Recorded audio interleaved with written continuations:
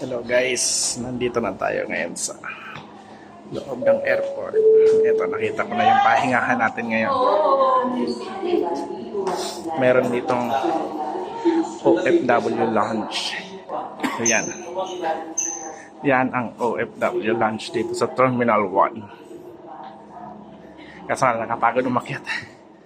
Kaya hingal ako. Ayan guys. Pahingahan dito. So, ayan. Very probably daming tao dito. Ang W lang.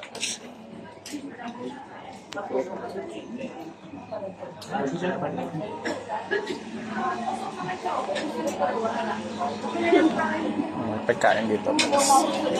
May pagkain, may free coffee. So, yun. Maraming tao.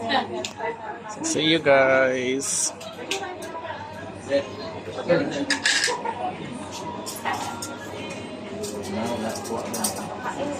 Okay, ito na kay Dai. Sa asawa, matagal nang ginagawa.